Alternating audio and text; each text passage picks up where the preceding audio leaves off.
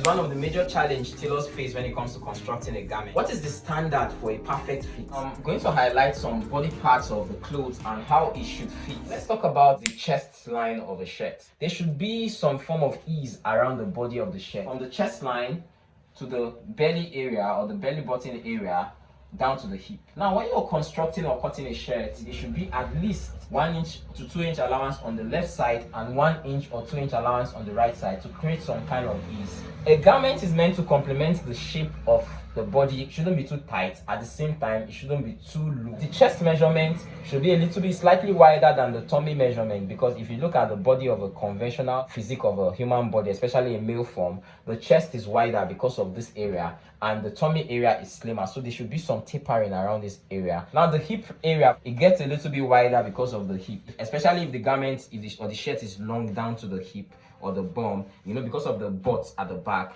it should be a little bit wide. Let's come down to the sleeve. As you can see, there's some bit of fold around here, so you should have as little fold as possible around this armpit area. The essence of this fold is because when you have like a shirt, there needs to be some ease around here, so that when you raise your hand up, there should be some fabric around here that will accommodate you raising your hand and bringing your hand down. But if there's no ease around here, you find that when you raise the cloth up, it actually raises the shirt. Some kind of garments like a suit jacket, there's very minimal ease here. That's why when you raise your hand up, if you're wearing a suit jacket, it actually raises the jacket up because there's little room of ease around here, and that has to do with the cap height. I'll make a separate video on how to actually determine the cap height and what kind of cap height you can use for certain types of garment. Now back to our construction. I spoke about the sleeve. Now the sleeve length actually should end around the base of the arm. Now the base of the arm is this spot before your hand broadens around the hand area. Some clients might tell you that they want it a little bit higher so that when they wear a wristwatch, it has room to show.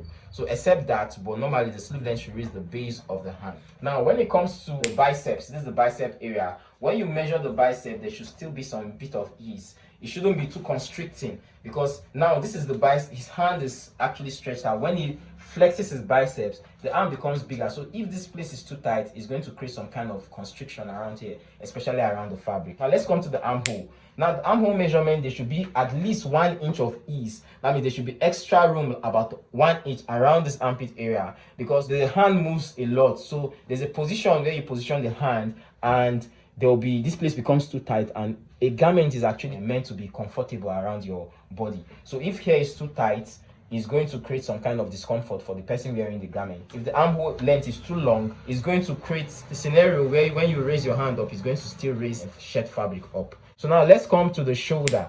Conventionally, your shoulder should stop at the tip before it slants down. So if you're cutting the shoulder of a garment, the shoulder should stop at the tip of the shoulder. Now for the sake of this mannequin, because this shirt is not meant for the mannequin, as you can see, this is the shoulder area, it goes higher than the shoulder. This is actual shoulder. Ideally the shoulder area should stop at the edge, right before the shoulder slants. When cutting a neck, for an English shirt, there should be at least 1 inch of ease around the neck area, so that at least you can put a finger or two in without any constriction. If you're getting value from this video, like, share and subscribe to our YouTube channel Luyasi. Hit the notification bell so that whenever I upload a video like this, you get the first hand notice of it. And if you have any question whatsoever, hit me up in the comment section. When it comes to a trouser construction, basically the principle for the waist of a trouser, especially if it's an English trouser, is the waist should be firm enough that even without a belt you can wear it and your trouser will not fall. The crouch area should have some bit of room around here, but it shouldn't be too long. If your crouch is too long, when you raise your leg, it's going to create some restrictions around here, and this area actually needs some bit of ease so that you can easily raise your leg up or raise it down, especially when you're climbing a bike. So there needs to be at least 1 inch or 1.5 inch extra around this crouch area, but not more. If it's more, there's going to be constriction around this area. Now your hip should have some bit of room. I usually recommend about 3 to 4 inches of ease around the hip, except you're a female. Female trousers, they want it a little bit constricting so that it brings out the physique or the shape of the hip line of the female. But if it's a male, you need about 3 to 4 inches of ease so that you can easily put stuffs in your pocket and it will still create room around the hip line. The lap is very important. You need some kind of room around the lap so that it creates some bit of room, especially when raising your leg. If your lap is too tight, it's going to create constriction around this crouch area. Now the hem of the trouser is usually subjective. Some people like wide bottom trousers, some people like their trousers to be in skinny trousers, so it's a little bit subjective. It shouldn't be too tight or constricting, and it shouldn't be too wide. Average trouser hem for a male is usually 14 inches. That's 7 inches on this side. For you to be a good tailor, you need to know some of these principles for a perfect fit. I have a ready-to-wear online shirt class. If you're interested on how to cut and sew a ready-to-wear English shirt, I give an A to Z teaching and tutorial on how to draft, how to cut, and how to sew an English shirt from start to finish.